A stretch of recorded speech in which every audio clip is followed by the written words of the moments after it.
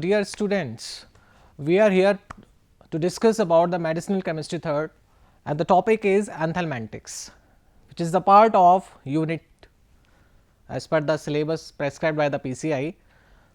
So, we have already discussed the other topics in the previous lecture.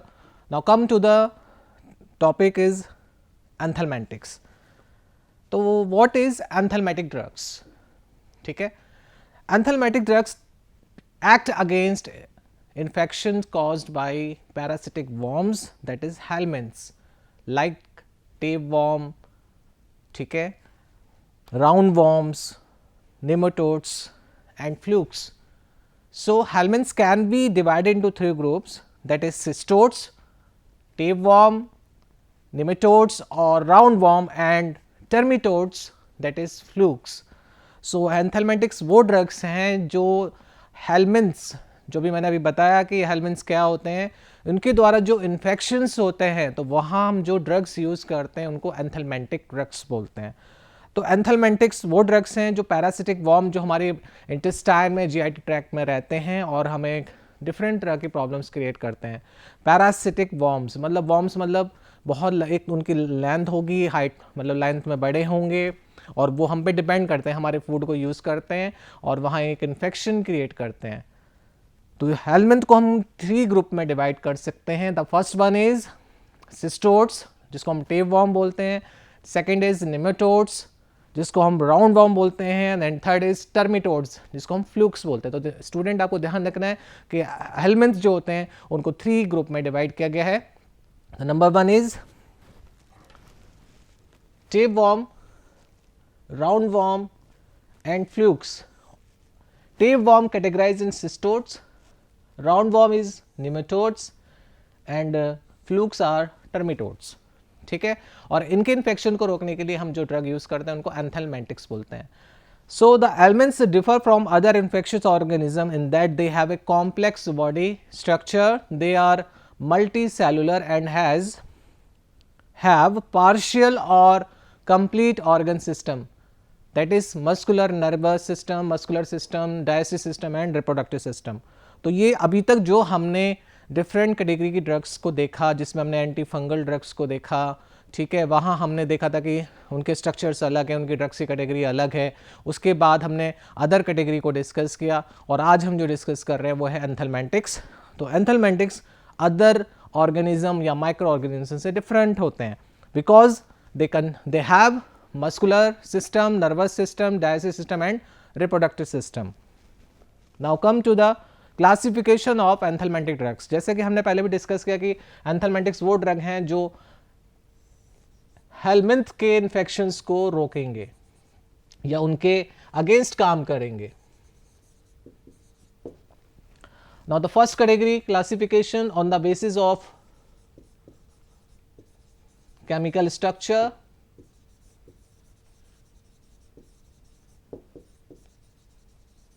They are classified first is benzimidazole.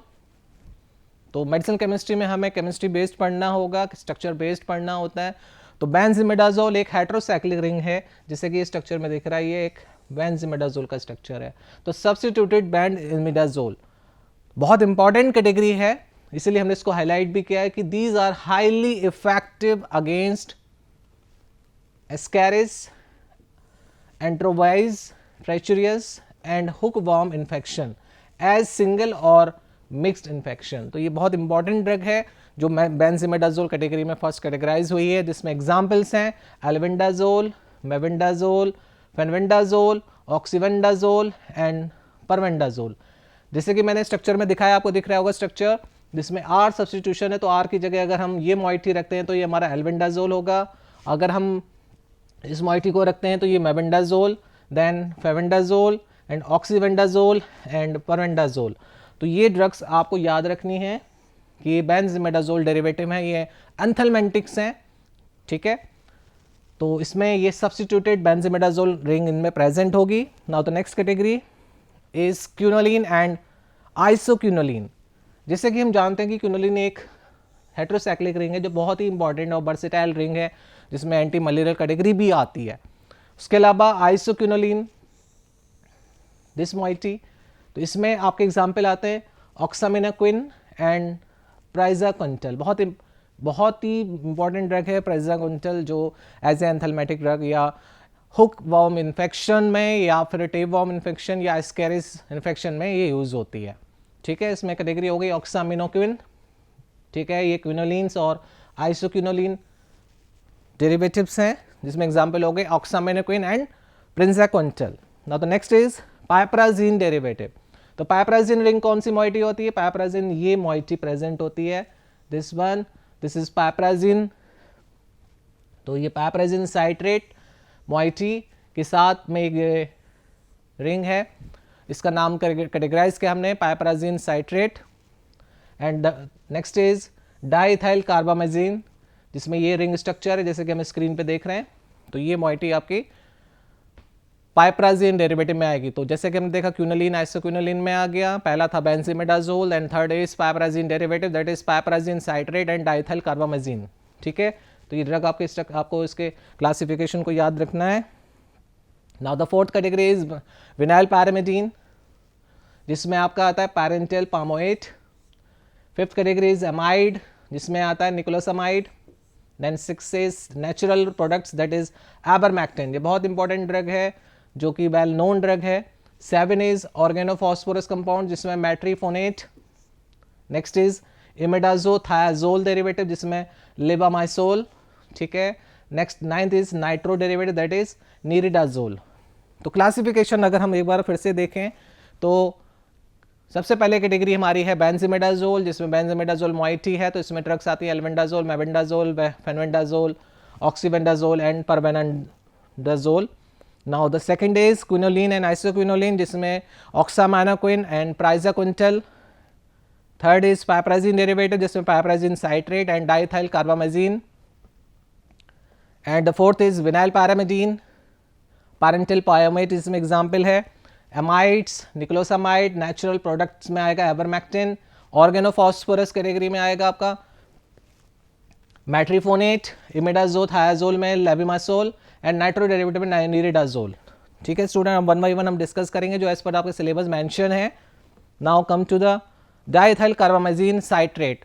जैसे कि मैंने आपको पहले बताया कि ये हमारे सिलेबस के बेसिस पे हम लोग इसको डिस्कस कर रहे हैं, जो आपके क्लासिफिकेशन डिफरेंट टाइप्स की ड्रग्स मेंशन है। Now the first one is diethyl carbamazine citrate. जैसे कि मैंने स्ट्रक्चर बताया कि ये स्ट्रक्चर होता है इसका डाइथाइल कार्बामेजिन। सो इसका IUPAC नेम है NN diethyl 1,4 methyl piperazine 1 carboxamide. NN diethyl, ये इथाइल मोइटी है, डाइथाइल मोइटी। 4 मिथाइल पाइपराजिन, ये 4 मिथाइल ग्रुप है, जब ये स्ट्रक्चर बनाते हैं तो यहाँ पर CH3 ग्रुप कंसीडर होता है। Then methyl piperazine carboxamide CONH, तो ये NN diethyl 4 methyl piperazine 1 carboxamide, तो ये इसका IUPAC नेम है। तो diethylcarbamazine is a piperazine carboxamide derivative. It is a crystalline solid scored white tablets, ये वाइट कलर का क्रिस्टलाइन सॉलिड होता है। कॉमन साइड इफेक्ट्स इसमें रहते हैं अगर ये इस मेडिसिन को हम यूज़ करते हैं तो itching, facial swelling, headaches and feeling tired. तो डिफरेंट टाइप के साइड इफेक्ट इसमें नोटेड हैं, जिसको मैंने आपको स्क्रीन पे बताया। तो पहली कैटेगरी है आपकी डाइथाइल कार्बामेजिन साइट्रेट। नाउ तो come to the mechanism of action, this is the most important part of this drug.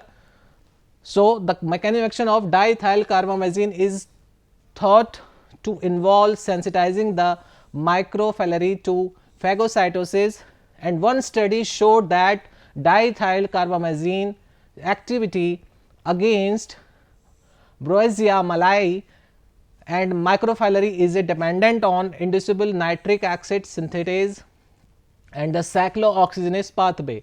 Actually में ये ड्रग एंथेल्मेंटिक्स हैं और ये ड्रग क्रिएट करती हैं फैगोसाइटोसिस, दिस वन, एंड ये इस एंजाइम्स की प्रेजेंस को इंड्यूस करते हुए जो मेटाबॉलिज्म है उसको ब्रेक करती हैं, जिसकी वजह से एंथल जो आपके हेलमिंथ है उसकी डेथ होती है। ठीक है, क्योंकि इसका मैकेनिज्म में हम ये देखेंगे ये फैगोसाइटोसिस क्रिएट करा। एक तो ये रिपोर्ट हुआ कि जो हेलमिंथ्स हैं उनमें फैगोसाइटोसिस देखा गया, और जो एंजाइम सिस्टम है मेटाबॉलिज्म उसको ये इफेक्ट करेंगे, मेटाबॉलिज्म उससे क्या होगा, सेल की डेथ हो जाएगी।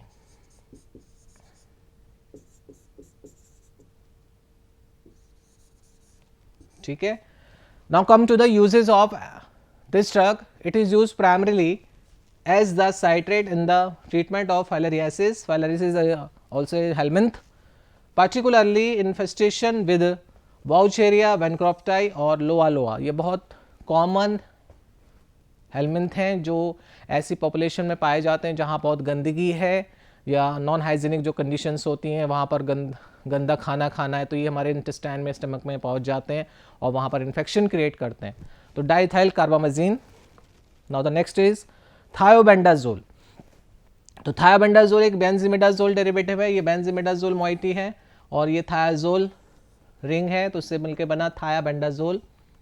तो thiabendazole is a benzimidazole derivative with anthelmintic activity reported है। Chemically is thiazolyl benzimidazole. तो 2 पोजीशन पे ये मॉइटी लगी है, तो इसका ये आईपीसी नेम हो गया thiazolyl benzimidazole. Now come to the mechanism action. Although the mechanism of action has not been fully elucidated, thiobendazole inhibits the helminth specific mitochondrial enzyme fumarate reductase, thereby inhibiting the citric acid cycle, mitochondrial respiration and subsequent production of ATP, ultimately leading to helminth death. तो ये thiobendazole inhibit करेगा helminth के mitochondrial enzyme fumarate reductase. जैसे कि student हम लोगों ने biochemistry में सिट्रिक एसिड साइकिल पढ़ी है, ठीक है, तो इस तरह से माइटोकॉन्ड्रिया इसमें प्रेजेंट है, लाइक एटीपी जनरेशन के लिए जो प्रोडक्शन होता है एटीपी का एनर्जी के लिए। तो इस प्रोसेस में ये एक्चुअली में रेस्पिरेशन ब्लॉक करता है, सिट्रिक एसिड साइकिल को ब्लॉक कर देगा। थायोबेंडाजोल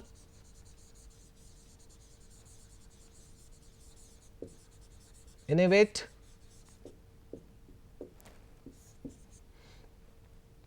सिट्रिक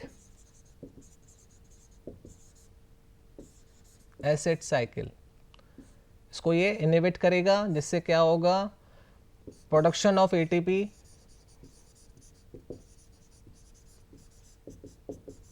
रिड्यूस हो जाएगा और सेल की डेथ हो जाएगी। ठीक है, तो ये इसका हो गया mechanism action. Now the come to the uses. हम जैसे कि बता रहे हैं ये एंथैल्मेंटिक ड्रग है, तो ये यूज्ड होगी in the treatment of intestinal pinworm and strongyloides infection. देखिए स्टूडेंट, हम यहाँ पर मेडिसिनल केमिस्ट्री में एंथैल्मेटिक ड्रग्स के बारे में पढ़ रहे हैं, जो ड्रग्स हेलमिंथ इन्फेक्शन को रोकती हैं।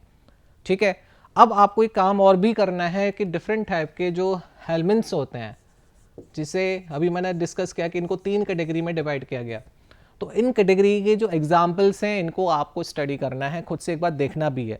बट हम यहाँ पर मेडिसिनल केमिस्ट्री में एंथैल्मेटिक ड्रग्स की मेडिसिनल केमिस्ट्री को पढ़ने आए और उसको हम देखेंगे कि उनके कौन कौन सी मेडिसिन, उनके स्ट्रक्चर्स क्या हैं और उनके मैकेनिज्म्स क्या हैं एज पर your syllabus. Now come to the next drug is mebendazole. तो मेबेंडाजोल क्या है, ये ड्रग मॉइटी इसमें भी, ठीक है। तो methyl N6 benzoyl 1H बेंजीमिडाजोल carbamide, तो ये भी बेंजीमिडाजोल डेरिवेटिव है, इंपॉर्टेंट ड्रग है। It is a synthetic benzimidazole derivative and anthelmintic agent. And mebendazole is a carbamate ester, तो ये कार्बामेट एस्टर है, ये मॉइटी, ठीक है। That is methyl 1H benzimidazole yl carbamate substituted by benzoyl group at position 5।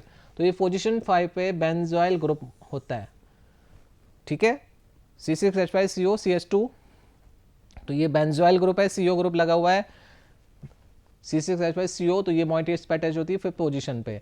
तो ये IPC name हो गया इसका methyl N6 benzoyl 1H benzimidazole yl carbamate, ठीक है। It is a member of benzimidazole, a carbamate ester and an aromatic ketone. It derives from a hydride of a 1H benzimidazole. तो बहुत छोटा सा topic है एंथैल्मेंटिक्स, इसमें हमने ड्रग्स छोटी छोटी मेंशन है, बहुत इंपॉर्टेंट भी हमें पता होना चाहिए कि एंथैल्मेंटिक्स का एंटी फंगल क्या है, तो ये डिफरेंट कैटेगरी की हमें पता होनी जरूरी है। Now come to the synthesis of mebendazole. तो स्टूडेंट हम देख रहे हैं कि मेबेंडाजोल की जो सिंथेसिस है कि 4-क्लोरोबेंजोफिनोन कम नाइट्रिक एसिड के प्रेजेंस में नाइट्रेशन कराएंगे जिससे कि नाइट्रो ग्रुप अटैच हो गया। उसके बाद अमोनिया और मिथाइल अल्कोहल और 125 डिग्री पर इसको हॉट करेंगे, गर्म करेंगे, बॉयल करेंगे। देन हमें ये इंटरमीडिएट फाइंड होगा, ठीक है। उसके बाद रिडक्शन होगा, ये मॉइटी हमारी रिड्यूस हो जाएगी, देन NH2। उसके बाद हम ये एक जो भी मैंने बताया था कि आपकी एक मॉइटी हम ऐड करते हैं जिससे कि कार्बामेट एस्टर जो बनता है, जिसको हमने पहले भी बताया गया। तो फाइनली हमें मेबेंडाजोल फॉर्म होता है। तो ये मॉइटी अटैच्ड हो जाएगी, देन बेंजीमेडाजोल और ये बेंजोइल ग्रुप, ठीक है। बहुत सिंपल सी इसकी सिंथेसिस है, आप इसको याद आराम से कर सकते हैं एक्सरसाइज करके, ठीक है। तो starting material of benzimidazole synthesis chlorobenzophenone, chlorobenzophenone. Now come to the mechanism of mebendazole. So mebendazole interfere with the reproduction and survival of helminths by inhibiting the formation of their cytoplasmic microtubules, thereby selectively and reversibly blocking glucose uptake. This result in depletion of glycogen store and leads to reduced formation of ATP required for survival and reproduction of helminths. This eventually causes the helminth death. अभी तक हमने different मैकेनिक्शन देखे कि वहाँ पर ATP का production रुक गया, यहाँ भी वही सेम है। यहाँ पर स्टार्टिंग से ही ग्लूकोज का अपटेक इनिवेट हो जाएगा। वहाँ क्या था, सिट्रिक एसिड साइकिल को इनिवेट कर रहे थे, यहाँ पर ग्लूकोज के अपटेक को ही ये इनिवेट कर देते हैं। उसकी वजह से जो ग्लाइकोजन जो स्टोर है वो ख़त्म हो जाता है और आगे फाइनली हमें उसको एटीपी नहीं मिल पाते हैं। तो mebendazole interfere with the reproduction and survival of helminth. अब हेलमिंथ किससे सर्वाइव कर रहे हैं, ग्लूकोज से, ठीक है। तो ग्लूकोज का जो रीअपटेक है वो इनिवेट हो जाएगा, ठीक है। ग्लूकोज उसके बाद एटीपी प्रोडक्शन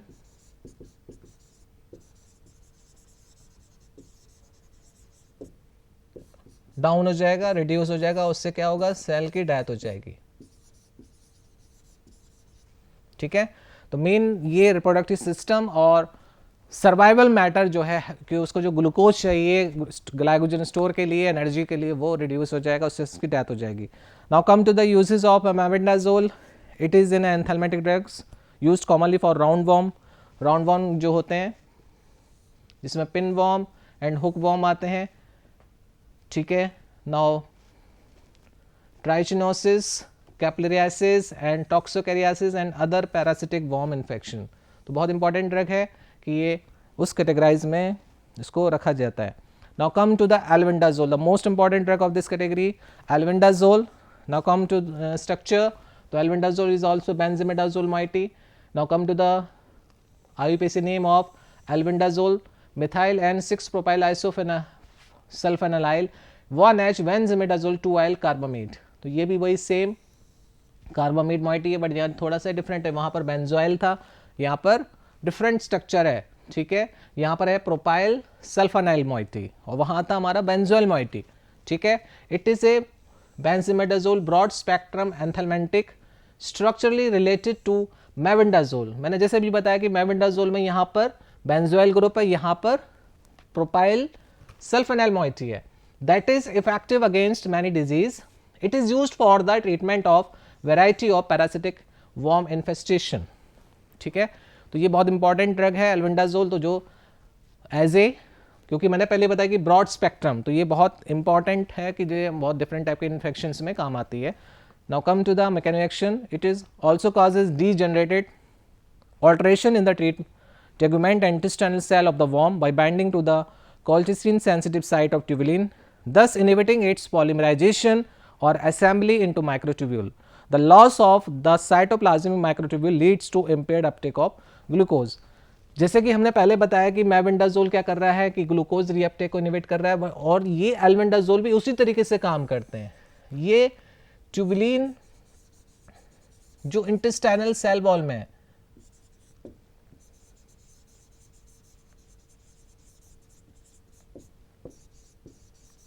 वहां पर ये एक्ट करेंगे, उसकी वजह से ट्यूबुलिन के पास ये बाइंड करेंगे और इनके पॉलीमराइजेशन को इनिवेट करेंगे।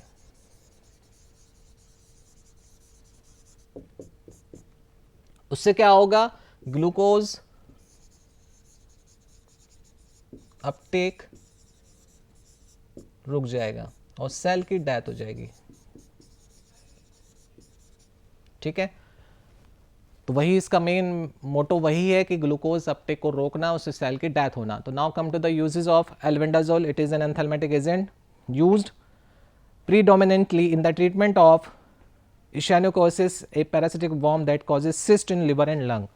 तो ये echinococcus, a parasitic worm that causes cyst in liver and lungs. तो इसको ये यहाँ पर ट्रीटमेंट में काम आती है। तो बहुत सारे पेशेंट हैं जिनके लिवर में या लंग में इन्फेक्शन होता है इन हेलमिंथ के थ्रू। तो मोस्ट कॉमन हेलमिंथ जो है, ये नाम जैसे दिख रहा है स्क्रीन पे, ये प्रेजेंट होता है, उसकी वजह से वहाँ इन्फेक्शन होता है। तो यहाँ पर ये ड्रग इस कॉम्बिनेशन में दी जाती है, that is albendazole. Now the next drug is niclosamide. तो जैसे आपके सिलेबस में मेंशन है निक्लोसामाइड, तो ये इसका ड्रग का स्ट्रक्चर है निक्लोसामाइड। तो 5 chloro and 2 chloro 4 nitrophenyl 2 hydroxy benzamide. तो ये इसका यूपीएससी नेम हो गया। ठीक है, निक्लोसामाइड। तो इसमें हम ये देखेंगे कि निक्लोसामाइड कैसे काम करेगा। It may act by the uncoupling of the electron transport chain to ATP synthesis. The disturbance of this crucial metabolic pathway prevents creation of adenosine triphosphate, that is ATP, an essential molecule that supply energy for metabolism. तो ATP synthesis के को ये innovate कर रहे हैं, जहाँ पर electron transport chain होती है, तो उसकी वजह से ATP का प्रोडक्शन होता है, एनर्जी मिलती है। तो वहाँ पर ये इसको रोकते हैं। उसकी वजह से प्रॉब्लम क्या आती है कि अब वहाँ पर उसको एनर्जी नहीं मिलेगी, तो उससे क्या होगा, सेल की डेथ हो जाएगी। तो मेन होता है कि एनर्जी, तो मतलब ये है कि टोटली ये मेटाबॉलिज्म पाथवे में ही इफेक्ट करते हैं, जिससे कि एनर्जी मिल रही है वहाँ पर उसको ये ब्लॉक करते हैं। तो niclosamide is an anthelmintic used again tape worm infection. तो स्पेसिफाई है कि टेप वॉर्म इन्फेक्शन में यूज़ होता है। तो ये बहुत इंपॉर्टेंट है कि कहीं कोई टेप वॉर्म इन्फेक्शन आ रहा है तो आप सजेस्ट करेंगे niclosamide. Okay, now come to the next drug is oxamniquine. जैसे कि सामने दिख रहा है, ऑक्सामाइनाक्विन एक क्विनोलिन डेरिवेटिव है, जैसे कि मैंने पहले ही बताया। तो 7 nitro 2 propane 2 yl amino methyl 1 2 3 4 tetra hydroquinoline 6 yl methanol. तो ये मॉइटी इसमें प्रेजेंट है, ये इसका यूपीएससी नेम हो गया। Now come to the mechanism action. तो oxamniquine is a semi synthetic tetra hydroquinoline and possibly act by DNA binding resulting in contraction and paralysis of the worm and eventual detachment from terminal vanules in the mesentery and death. तो ये ऑक्सामाइनाक्विन semi synthetic टेट्राहाइड्रोक्विनोलिन है और ये DNA binding, मतलब उसके nucleus में enter करके DNA binding करके उससे क्या होगा, पैरालिसिस क्रिएट करती है वॉर्म्स में, और उससे क्या होगा, सेल की डेथ हो जाती है। Now come to the uses. It is use for the treatment of schistosomiasis, जिसको हम बोलते हैं bilharziasis, caused by schistosoma mansoni. ठीक है, तो ये आपकी ड्रग हुई ऑक्सामाइनाक्विन।